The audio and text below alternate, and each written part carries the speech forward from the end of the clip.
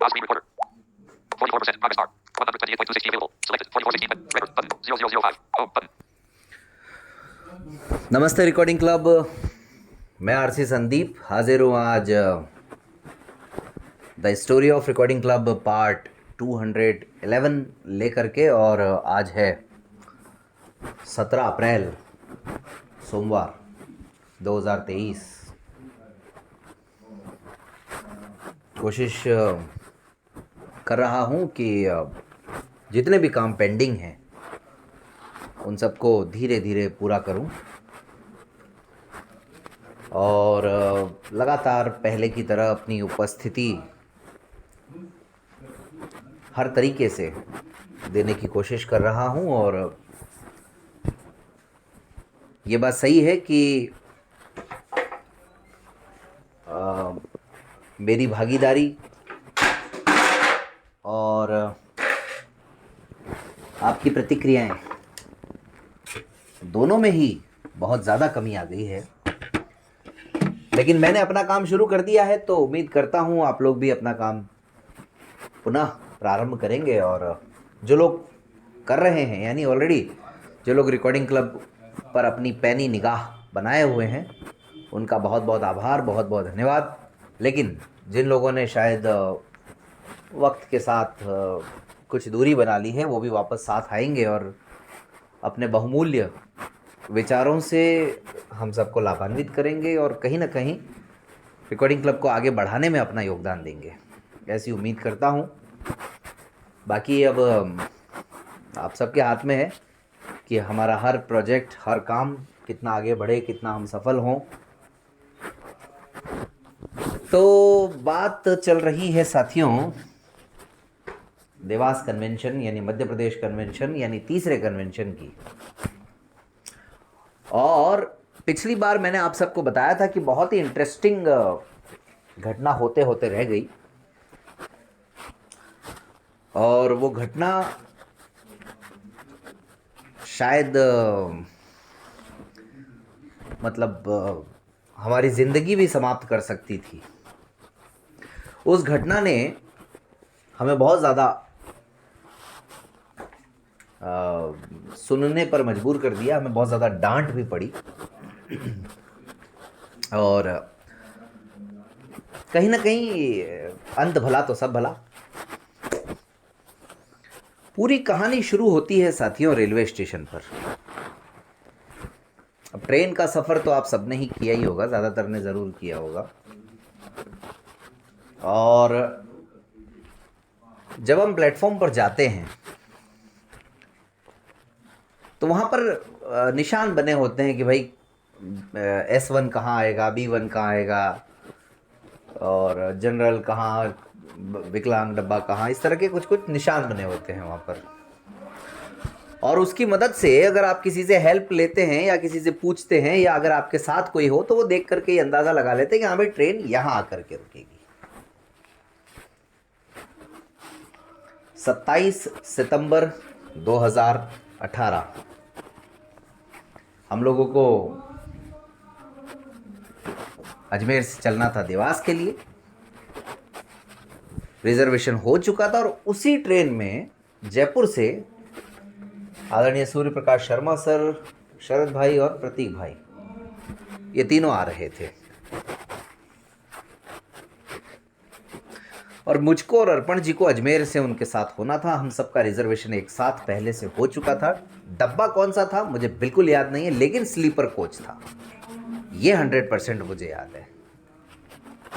और ट्रेन थी जयपुर भोपाल या जयपुर इंदौर। उस समय एक ट्रेन चला करती थी जिसका कुछ हिस्सा इंदौर चला जाता था और कुछ हिस्सा भोपाल चला जाता था। तो उस ट्रेन में जैसा कि मैंने आपको बताया, मुझको और अर्पण जी को भी चढ़ना था और अजमेर से चढ़ना था। और अजमेर में लगभग वही 8:30 पौने 9 बजे के आसपास रात को उसका पहुंचने का समय ट्रेन का। तो साहब हुआ ये कि अपने अपने घरों से मैं और अर्पण जी चले। मुझको स्टेशन तक मेरी वाइफ छोड़ने गई और अर्पण जी को स्टेशन तक उनकी वाइफ छोड़ने आई। और जब हम दोनों साथ हो लिए तो हमने जिद करके अपने अपने पार्टनर्स को घर भेज दिया। इन्होंने लाख कहा कि नहीं हम ट्रेन में बिठाएंगे, उसके बाद में हमने कहा यार कहाँ तुम महिलाएं परेशान हो गए, छोड़ो अभी जाओ, लेट नहीं होना और घर पहुंचिए समय से। और मेरा जो सारथी रहा भानु वो भी साथ में नहीं था, वरना शायद ये कहानी सुनानी नहीं पड़ती। तो हमने जिद करके भाई अपनी अपनी पत्नियों को घर तो भेज दिया, लेकिन अब संकट बहुत बड़ा था जो सामने खड़ा था कि आखिरकार इस भीड़ में सुरक्षित कैसे प्लेटफॉर्म तक पहुंचा जाए। लेकिन अर्पण जी को भी और मुझको दोनों को एक साथ अकेले जयपुर तक की यात्राएं करने का तो अनुभव था, इसलिए हमको पता था कि कहाँ किससे कैसे मदद लेनी है। लेकिन ये जयपुर की बात नहीं थी, ये तो देवास पहुंचने की बात थी। तो हम जैसे तैसे गिरते पड़ते मदद लेते, मदद करने वालों की कमी नहीं है, साथी मिल जाते हैं। तो आखिरकार हम लोग प्लेटफॉर्म पे पहुंच गए, पता नहीं 3 या 2 जो भी था, ये भी याद नहीं है। प्लेटफॉर्म पे हम पहुंच गए। हमने वही जो मैंने शुरू में कहा कि एक निशान बना होता है कि कहाँ पर आकर के ट्रेन का कौन सा डब्बा रुकेगा, यानी ट्रेन जहाँ रुकेगी तो कौन सा डब्बा कहाँ पर होगा। तो हमारा जो भी कोच था हमने वो भी मदद लेके पूछ लिया कि भाई कहाँ आएगा, कि यहाँ आएगा, चलो ठीक है, यहाँ तक भी काम। और उसी प्लेटफॉर्म पे वही ट्रेन आने वाली थी, इसलिए वो भी कोई चिंता वाली बात नहीं। हम दोनों पहुंच गए। हमने सोचा ठीक है भाई, बैठ गए आराम से बेंच पे और इंतज़ार करने लगे ट्रेन। इधर से फ़ोन पे हम संपर्क में थे कि हाँ भाई किशनगढ़ से चल पड़े, ये यहाँ पहुंच गए वहाँ पहुंच गए। तो जब उस ट्रेन के आने का समय हुआ तो अंदर जो ट्रेन के अंदर जो साथी बैठे हुए जो जयपुर से चल के आ रहे, वो कह रहे तुम कहाँ हो। हमने कहा हम ये प्लेटफॉर्म पे। तो बोले कि हम भी प्लेटफॉर्म पे। फ़ोन पे बात हो रही है आपस में और हम खड़े हो चुके हैं हड़बड़ाहट में अपनी अपनी जो बेंच थी उससे। और आमतौर पर हड़बड़ाहट में क्या करता है व्यक्ति, हाँ इधर उधर हाथ पैर मारना शुरू करता है। तो हमने भी वही किया। तो वो बोल रहे कि नहीं यार ट्रेन तो आ गई है, रुकी हुई है बाकायदा। हमने कहा यार यहाँ तो कोई नहीं है। हमने उनको भी पूछा जो पैसेंजर्स थे। अब हम खुद ही इधर उधर घूमने लग गए और ये सिलसिला लगभग आप मान करके चलिए कि 5 से 7 मिनट तक चलता रहा। और परिस्थितियां ऐसी आ गई कि हम जब खुद ही संघर्ष कर रहे हैं तो प्लेटफॉर्म के बिल्कुल किनारे तक पहुंच गए। यानी संभावना ये थी कि हम, समझ जाइए आगे, गिर सकते थे प्लेटफॉर्म से नीचे जहाँ रेलवे लाइन थी और जिस पर ट्रेन आ चुकी थी। लेकिन ये ज़िंदगी में पहली और आखिरी बार हुआ जो उस दिन हुआ। इतनी यात्राएं की हैं ट्रेन में, हर 2-3 महीने में एक बार सफ़र हो ही जाता है, लेकिन जो अनुभव उस दिन हुआ वैसा तो भाई मेरे साथ तो नहीं हुआ कभी। तो क्या हुआ उस दिन, हुआ ये कि जब अंदर से सूर्य सर कह रहे हैं कि ट्रेन रुक चुकी है, हम कह रहे हैं कि नहीं रुकी है जहाँ आने वाली थी। अच्छा, हमारे आसपास जो पैसेंजर्स थे वो भी कह रहे नहीं आई नहीं आई। इतने में क्या हुआ कि जो फ़ोन पर वो लोग थे उन्होंने कहा ट्रेन चल पड़ी। हमने कहा गए काम से भाई साहब, ट्रेन चल पड़ी और हम तो रह गए। हम उस समय और ज़्यादा परेशान हो गए। लोगों ने कहा नहीं नहीं यार ऐसा हो ही नहीं सकता, यहाँ पर आए बिना ट्रेन कैसे जा सकती है। प्लेटफॉर्म का पूछा, प्लेटफॉर्म भी सही है, यही है। वो लोग भी कह रहे हैं अंदर से कि हाँ प्लेटफॉर्म नंबर इतना ही है। हुआ ये कि ये सब पूरा ड्रामा जो 5-7 मिनट तक चला, उसके बाद में पता नहीं उस दिन क्या वजह थी, जिस जगह ट्रेन को रुकना था उससे पहले ही रुक गई थी। कुछ हिस्सा प्लेटफॉर्म तक आ गया था, लेकिन पूरी तरह से ट्रेन अपने स्थान पर जहाँ पर आना चाहिए वहाँ पर नहीं आई थी। और इसी वजह से हम परेशान हो गए थे, और हम अकेले दोनों ब्लाइंड।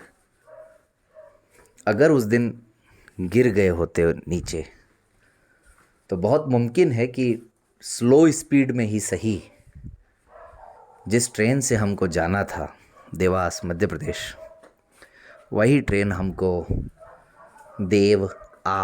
देववास यानी ऊपर पहुंचा सकती थी। लेकिन ऐसा हुआ नहीं। किस्मत अच्छी थी कि हड़बड़ाहट में थोड़ा होश रखा हमने, नहीं तो कुछ भी हो सकता था। और उसके बाद में जैसे ही वो ट्रेन वहाँ पहुँची, सूर्य सर हमको लेने आए भागते भागते बाहर, और ले कर के जैसे ही वो जाने लगे तो किसी पैसेंजर ने उनको ये बता दिया कि भाई आपके दोनों साथी अभी इसी ट्रेन के नीचे आ जाते। उसके बाद तो वहाँ से जाकर अंदर जब तक हम बैठे, उसके कई देर बाद तक भी जो सूर्य सर भड़के हैं, जो उन्होंने भाषण सुनाया है कि तुम लोग इतने समझदार होकर के, इतने बड़े होकर के, पढ़े लिखे होकर के ऐसा करते हो वैसा करते हो, और वो माने नहीं कि नहीं बात कराओ अपने अपने घर पे। और घर पे जब तक उन्होंने सुना नहीं दी खबर, तब तक उनको भी शांति, उनका भी गुस्सा शांत नहीं हुआ, और हम लोग भी दुबक करके बैठ गए। क्या करते, गलती तो थी, क्योंकि अगर हमारे साथ कोई एक भी होता तो शायद ये परिस्थिति नहीं बनती। लेकिन अब जो गलती हुई सो हुई, इसलिए सुनना भी ज़रूरी है, क्योंकि गलती में तो आप कुछ कर ही नहीं सकते हैं। और ये बात भी सही है कि एक बार अगर कुछ हो जाए, कोई हादसा हो ही जाए कैसे भी करके, तो उसके बाद तो फिर कोई चारा ही नहीं है ना, उसके बाद तो कुछ हो ही नहीं सकता है। तो ऐसी परिस्थिति में आखिरकार जान में जान आई जब अपनी अपनी सीट पर पहुंच गए और सूर्य सर का भाषण सुन लिया। घर से भी जो कुछ सुनना था सुन लिया, और वो ज़िद जो है बड़ी भारी पड़ जाती उस दिन। हमने सोचा अच्छा था, लेकिन वो अच्छा हमारे लिए बुरा हो जाता। तो 27 सितंबर की शाम 2018 में इस तरह से हमारी यात्रा प्रारंभ हुई। और ये कम से कम मुझे तो, अर्पण जी को पता नहीं याद हो या ना हो, लेकिन मुझे तो ये हमेशा याद रहती है घटना। और उसके बाद भी उस यात्रा में तकरीबन रात 2 बजे तक, 3 बजे तक बहुत कुछ होता रहा। और हुआ ये कि ट्रेन में ही हमारी मीटिंग शुरू हो गई। अब वो मीटिंग क्यों शुरू हुई, उस मीटिंग का क्या निष्कर्ष निकला, और वो मीटिंग, ट्रेन का वो डब्बा जंग का मैदान किस तरह से बन गया, ये सब मैं बताऊंगा आपको आने वाले अंक में। तब तक रिकॉर्डिंग क्लब के साथ जुड़े रहिए। 24 घंटे सातों दिन ऐप के माध्यम से, यूट्यूब चैनल के माध्यम से, और व्हाट्सएप ग्रुप के माध्यम से, कॉल के माध्यम से, सोमवार से शनिवार दोपहर 12 से शाम 7 बजे तक। 77 37 86 86 59 7737868659 या फिर 0145 अजमेर का STD कोड 0145 400 8284 0 यानी 0145 400 8284। रिकॉर्डिंग क्लब ऐप 1 साल के लिए 499 रुपये में है, जिसका अपडेट भी आने वाला है। 20 मई को रिकॉर्डिंग क्लब को 7 वर्ष भी पूरे होने वाले हैं। इस उपलक्ष्य में हम एक छोटा सा आयोजन भी अजमेर में कर रहे हैं। आप सबका सहयोग नितांत आवश्यक। ऐप को खरीदिएगा। ऐप पर कुछ पुस्तकें अपलोड की गई हैं। अंतर्राष्ट्रीय क्रोनोलॉजी जनवरी से अप्रैल 2023, योजना मैगजीन जनवरी से मार्च 2023, और हाल ही में अंतर्राष्ट्रीय संबंध डॉक्टर BL फड़िया और डॉक्टर कुलदीप फड़िया द्वारा लिखित पुस्तक भी रिकॉर्डिंग क्लब ऐप पर कॉलेज एजुकेशन में पॉलिटिकल साइंस नामक सब्जेक्ट में अपलोड कर दी गई है। तो चलिए आज तो इतना ही, फिर मिलते हैं अगली कहानी में। धन्यवाद।